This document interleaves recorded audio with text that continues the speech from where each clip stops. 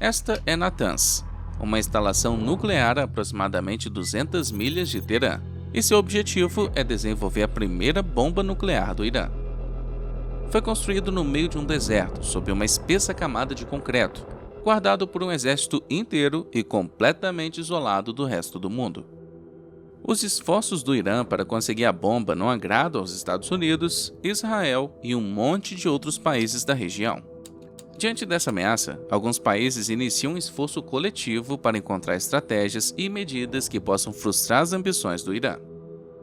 É claro que as sanções nos afetarão, mas isso só atrasará nossos projetos. Após o fracasso dos esforços diplomáticos, os aliados se concentraram em outra estratégia. Eles criaram o Stuxnet, a mais poderosa arma cibernética do mundo. O Stuxnet infectou e danificou o programa nuclear iraniano. Com o Stuxnet, é a primeira vez em que vimos danos físicos significativos criados por um ataque cibernético.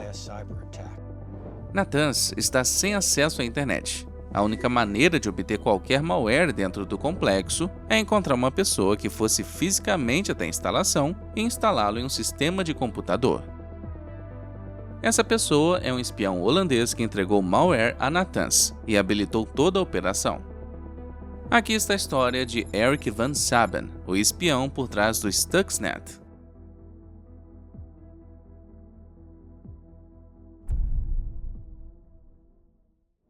Havia vários motivos para os Estados Unidos desconfiarem do Irã desenvolvendo armas de destruição em massa. Por um lado, se o Irã pusesse as mãos em armas nucleares, todos os seus vizinhos fariam tudo o que pudessem para conseguir isso. A região mais volátil da Terra se transformou em nuclear. Outro motivo foi a pressão de Israel, um importante aliado dos Estados Unidos e um inimigo declarado do Irã, para quem um adversário com armas nucleares significaria uma ameaça existencial.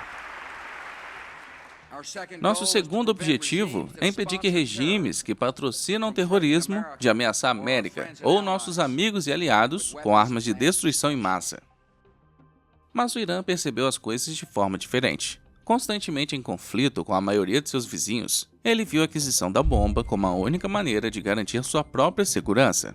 Mas você não pode construir uma bomba sem alguns investimentos sérios. Você precisa de cientistas, instalações, equipamentos e, o mais importante, uma quantidade enorme de combustível nuclear. Alguns países conseguiram obter tudo isso, como o Paquistão, que testou uma bomba nuclear em 1998 e de bom grado vendeu parte de seu know-how ao Irã. Com essa vantagem, o Irã resolveu o problema com suas próprias mãos e começou a estabelecer a produção de combustível nuclear. Dezenas de milhares de centrífugas foram instaladas em toneladas e configuradas para produzir urânio para armas. Inicialmente, os aliados tentaram convencer o Irã a interromper o programa, mas em 2007, a única opção restante era voar direto com bombardeiros e arrasar Natanz, o que o presidente George Bush considerou seriamente e rejeitou. Buscando armas de destruição em massa, esses regimes representam um perigo grave e crescente. Esse ataque significaria o início de outra guerra total no Oriente Médio e possivelmente além. Mas havia outra opção. Durante alguns anos, a NSA estava explorando o cenário de desativar Natanz com um programa malicioso. O homem responsável por essa pesquisa foi Keith Alexander, o primeiro diretor da NSA com formação em ciência da computação e um talento especial para operações grandiosas. Sob sua liderança, a agência continuou coletando todas as informações sobre o programa nuclear iraniano. Eles até apreenderam alguns equipamentos paquistaneses vendidos para a Líbia e construíram uma réplica de Natanz para testar o ataque. O projeto de Alexander foi aprovado por George Bush em 2008 e chamado de Operação Jogos Olímpicos. E seu resultado não foi nada além de inovador. De acordo com vários pesquisadores, foi um equivalente cibernético do projeto de aterrissagem na Lua. Revolucionário, estupendamente caro e algo que nunca mais vimos desde então. Custou até 2 bilhões de dólares e levou vários anos para ser desenvolvido. Ele também usou 4 vulnerabilidades exclusivas no código do Windows. Mesmo um desses é extremamente raro de encontrar e pode custar milhões no mercado clandestino. E aqui está como isso funcionou. O malware se infiltraria em Natanz, ficaria escondido e destruiria centrífugas. Lentamente, muito lentamente, tirando alguns deles fora de controle. Em um período de vários meses, a taxa de falha crítica aumentaria ligeiramente, não o suficiente para levantar suspeitas, mas o suficiente para causar uma grande confusão nos esforços nucleares do Irã. Foi uma solução genial para um problema difícil, mas tinha uma falha fatal. Como entregar um malware em um dos lugares mais seguros do planeta? A propósito, se você gostou desse vídeo, por favor curta e se inscreva para que você não perca o próximo. Obrigado! Era o air gap, a forma mais básica e a forma mais eficaz de segurança de rede. É quando você literalmente corta seus computadores de todas as conexões externas. Portanto, não há conexão física entre eles e a internet em geral. Natanz tinha um complexo sistema interno de computadores. Mas esse sistema estava separado do resto do mundo por quilômetros e quilômetros de deserto. Para entregar o malware na instalação, você tinha que chegar lá fisicamente.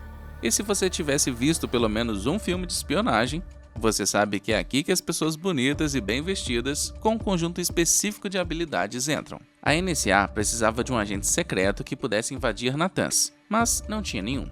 Bem, claro, a NSA tinha muitos agentes especiais, mas não os que podem entrar e sair de uma instalação militar secreta no meio do território de um adversário. Então, a agência procurou por possibilidades e acabou encontrando uma. AIVD, o Serviço Geral de Inteligência e de Segurança da Holanda, basicamente um equivalente da CIA da Holanda. Por ser um aliado próximo dos Estados Unidos, concordou em ajudar a sabotar o programa nuclear do Irã. Também tinha um homem perfeito para fazer isso, Eric Van Saban, um engenheiro de 36 anos com uma esposa iraniana. Crucialmente, Eric trabalhou para uma empresa sediada em Dubai, que regularmente contrabandeava equipamentos sancionados para o Irã. Ele foi recrutado pela AIVD em 2005, tornando-se uma toupeira para a aplicação da lei em uma empresa que regularmente infringe a lei. Em 2008, ele recebeu uma missão especial. Ele teve que fazer uma visita de 10 dias ao Irã, ostensivamente para visitar os parentes de sua esposa e comemorar o Ano Novo. Durante essa visita, algo estranho aconteceu. De repente, Eric ficou nervoso e assustado ao ponto de entrar em pânico. Ele saiu do Irã o mais rápido possível, como se alguém o estivesse perseguindo. Em retrospecto, era bastante incomum para um homem que havia trabalhado para uma empresa que faz muitas coisas ilegais, e ainda mais considerando que ele passou anos trabalhando disfarçado. Algo durante aquela visita o assustou. Algo que ele viu, ou experimentou, ou fez no Irã. Talvez nunca saibamos com certeza, mas algumas fontes indicam que visitar parentes era apenas uma história de fachada. Na verdade, Eric foi ao Irã para contrabandear bombas d'água, equipamentos sofisticados sancionados pelas Nações Unidas e quase impossível de ser adquirida pelo Irã. Essas bombas de água foram instaladas em Natanz, e uma delas teve uma surpresa desagradável, uma cópia do Stuxnet, deixada lá pela NSA. De acordo com os serviços especiais holandeses, os americanos nem sequer avisaram a AIVD sobre essa missão. Eles apenas usaram seu espião para obter acesso para as instalações nucleares do Irã, que eventualmente levou a um pequeno conflito diplomático entre os Estados Unidos e a Holanda. Quanto ao próprio Eric, seu nervosismo e um voo apressado do Irã mostra que ele provavelmente sabia o que tinha acontecido, ou pelo menos suspeitava de algo. Seja qual for o caso, ele não tinha muito tempo de sobra. Várias semanas depois, em janeiro de 2009, Eric estava pilotando sua motocicleta por Jarrah, perto de Dubai. De repente, ele perdeu o controle da máquina e caiu. Em uma questão de segundos, seu pescoço foi quebrado e o agente secreto holandês não existia mais. Por mais de uma década, ninguém sabia como Stuxnet entrou em Natanz. Muitos teorizaram que foi um dos trabalhadores da instalação que voluntariamente ou involuntariamente o colocou em um pendrive USB. Em 2019, uma investigação por vários jornalistas revelou que os serviços de inteligência holandeses estavam envolvidos, mas o que isso significava exatamente permaneceu um mistério. Somente em 2024, após uma extensa busca por testemunhas, um jornalista holandês de Volkskrant finalmente revelou a verdade. Diversos funcionários da Holanda, Israel e dos Estados Unidos confirmou o papel de Van Saban e suas bombas de água. Isso não significa que tenhamos que descartar a história anterior sobre o Stuxnet sendo entregue em um pendrive. Havia 3 versões do malware, cada uma mais destrutiva que a anterior. O projeto de desenvolvimento foi passado para o governo Obama, que o renovou com vigor. O plano inicial foi considerado muito lento. As novas versões do vírus foram projetadas para funcionar mais rápida e de forma mais agressiva. Van Saben entregou apenas uma versão do Stuxnet entre as 3. Outros 2 entraram em Natanz de outra forma, talvez por meio de outros agentes contrabandistas ou cientistas que usam pendrives. Talvez nunca saibamos. As pessoas por trás desses ataques podem estar vivas e bem, ou capturadas pelo Irã, ou... Quando jornalistas holandeses conversam com pessoas próximas a Van Saben, tanto seus parentes e socorristas que chegaram ao local após seu acidente de motocicleta, todos eles concordaram.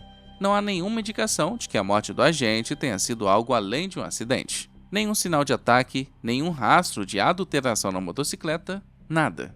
Mas um funcionário anônimo da AIVT não concordou com isso. Ele pagou um preço alto, disse o funcionário.